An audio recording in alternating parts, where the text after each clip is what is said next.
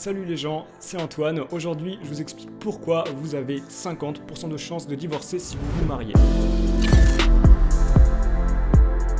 Pour débuter cette vidéo, je voulais vous expliquer au travers de cette punchline légendaire d'Alpha Wayne pourquoi vous n'êtes pas génétiquement conçu pour aimer la même personne toute votre vie. La vie c'est quoi? Sortir d'une femme pour essayer d'entrer dans les autres? Concrètement, il affirme ici que les hommes viennent au monde dans un premier temps du corps de leur mère pour ensuite toute leur vie chercher à faire l'amour à d'autres femmes. Il parle ici bien sûr d'hommes, mais c'est également valable pour les femmes. De manière générale, l'humain a bel et bien dans sa nature l'envie d'avoir plusieurs partenaires amoureux et donc sexuels durant sa vie. Tout ceci pour accroître ses chances de se reproduire et donc de perpétuer l'espèce. Alors certes, quand on fait l'amour, c'est rarement dans le but d'avoir un gosse. Si les humains copulent autant, c'est car c'est jouissif. Si notre cerveau est programmé pour générer un plaisir intense, c'est justement pour qu'on fasse l'amour au maximum, pour qu'on puisse se reproduire au maximum. Vous êtes génétiquement programmé pour que vous ayez le plus de chances de vous reproduire et le fait que le sexe soit si jouissif en n'est qu'un exemple parmi bien d'autres. Or, si vous ne tombiez amoureux que d'une personne dans votre vie, dès lors que cette personne ne voudrait pas de vous, vous auriez beaucoup moins de chances de vous reproduire parce que vous ne feriez ni de gosse à l'amour de votre vie ni à une autre parce que sauf accident on ne fait généralement pas d'enfant avec une personne dont on n'est pas amoureux. Et il y a des centaines de milliers d'années, dès lors que vous partiez noyer votre chagrin dans le vagin d'une autre demoiselle, si vous lui faisiez un gosse n'étant pas amoureux d'elle, vous partiez comme un connard. Et une demoiselle, seule, avec un gosse à l'époque des hommes des cavernes, faute d'hommes pour les protéger et chasser pour nourrir elle et son bébé, eh bien elle ne survivait généralement pas. Aimer une seule personne dans sa vie n'est donc pas la meilleure option pour perpétuer l'espèce, alors qu'aimer plusieurs personnes dans sa vie, mais seulement 3 ans, permet clairement de démultiplier ses chances de se reproduire. Mais alors, comment notre cerveau peut-il le savoir et être programmé pour justement aimer plusieurs personnes et seulement 3 ans? Eh bien la réponse, c'est que c'est ancré dans notre génétique. L'homme des cavernes, à ses débuts, avait des gènes moyens. Certains en avaient d'exécrables et d'autres des plutôt optimales. Et ceux d'entre eux qui avaient les gènes les plus compatibles pour survivre dans leur environnement avaient donc plus de chances de vivre assez longtemps pour se reproduire et protéger leurs enfants. Ainsi, à terme, puisque les humains aux gènes forts se reproduisaient plus que les hommes aux gènes faibles, il ne restait majoritairement que des personnes aux gènes forts et adaptées dans le monde auquel ils vivaient. Et ça, c'est un concept connu que vous avez dû apprendre au lycée ou peut-être même au collège pour certains, qui a été propulsé par Charles Darwin et qui s'appelle simplement la sélection naturelle. Or, l'humain qui tombe amoureux une fois et basta est constitué par des gènes faibles, inadaptés au monde dans lequel il évolue. Et les gènes faibles ne perdurent pas et s'éteignent. C'est pourquoi, aujourd'hui, personne n'est génétiquement programmé pour aimer la même personne toute sa vie. Je vais prendre un exemple qui est sans doute inexact, mais avec lequel vous comprendrez pourquoi les humains n'aiment que seulement 3 ans. On peut imaginer qu'il y a fort longtemps, 99% des humains ont eu des gènes qui les faisaient tomber amoureux que d'une personne durant leur vie. Les 1% restants étaient eux les hommes qui pouvaient tomber amoureux sans limite, mais dont l'amour s'arrêtait au bout de 3 années. À terme, après des milliers et des milliers de générations, il ne restera plus que les hommes qui n'aiment que 3 années, alors qu'ils n'étaient qu'à la base qu'un seul % de la population. Tout cela parce qu'étant plus adaptés à se reproduire, ils se sont reproduits bien plus. Il y a bien eu là une sélection naturelle. Si les humains aiment donc seulement 3 ans, c'est parce que c'est la meilleure option pour se reproduire et donc par sélection naturelle, ça s'est ancré dans nos gènes. Vous savez maintenant pourquoi nous n'aimons que 3 années une même personne, mais c'est insuffisant pour expliquer pourquoi un couple sur 2 finit par divorcer de nos jours. Parce qu'en 1950 par exemple, seulement 4% des mariés se retrouvaient séparés 10 ans plus tard. Pourtant, en 1950, l'amour durait également 3 ans, mais les gens ne rompaient pas pour autant, alors que maintenant, on divorce à tour de bras. Alors la véritable question auquel je vais tenter de répondre, c'est pourquoi le divorce s'est tant démocratisé ces dernières décennies. Et donc d'une certaine manière, je vais bien oui expliquer pourquoi 50% des gens divorcent. Je tiens également, avant de commencer mon raisonnement, à faire une distinction entre l'amour que j'appelle l'amour réaliste de l'amour instinctif. L'amour instinctif, c'est l'amour des 3 premières années où vous êtes très dingue de votre partenaire sans faire aucun effort considérable, car au tout début d'une relation avec une nouvelle personne, on produit énormément de neurotransmetteurs. Si vous voulez plus de précision sur le fonctionnement de l'amour au fil du temps, ma dernière vidéo qui apparaît ici l'explique totalement. Bref, cet amour primitif s'estompe donc petit à petit et au bout des 3 années de relation, on part sur un amour que j'appelle réaliste, où vous allez produire beaucoup moins de neurotransmetteurs. C'est un amour différent, mais 2 personnes qui s'apprécient vraiment, qui sont très compatibles et qui entretiennent leur couple peuvent garder un amour assez fort et puissant, même en sécrétant moins de neurotransmetteurs. Il y a donc un siècle, l'amour instinctif s'essoufflait donc aussi au bout de 3 années. Sauf que je pense que les couples arrivaient plus à transiter vers un amour réaliste et donc à s'aimer encore bien après leurs 3 premières années de relation. Et ce, pour plusieurs raisons. Déjà,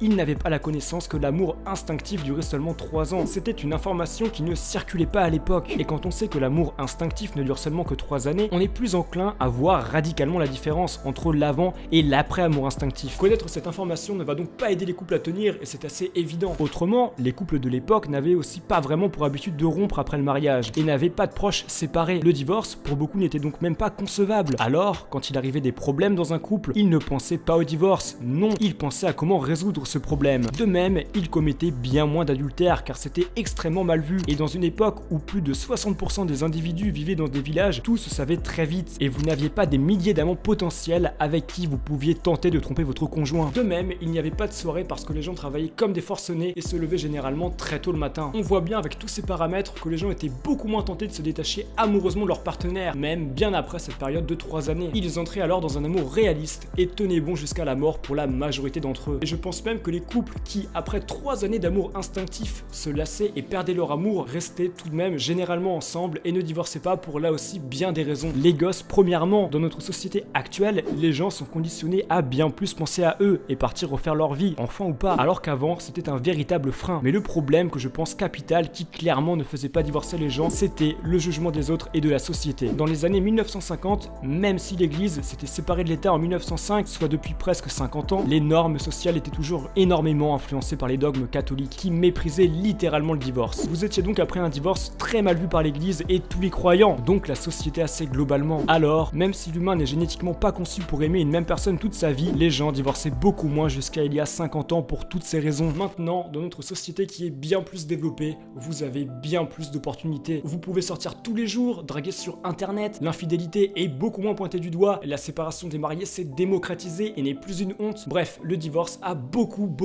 moins de freins qu'il y a 50 ans et bien avant. Alors, cet amour puissant et orgasmique, qui pour beaucoup de couples s'estompe au bout de 3 années, a maintenant souvent raison de leur mariage. Voilà pour cette vidéo, j'espère qu'elle vous a plu. Si vous l'avez aimé, lâchez un like et abonnez-vous, ça me motive moi et YouTube à mieux me référencer. Et peut-être portez-vous bien, prenez soin de vous et je vous salue.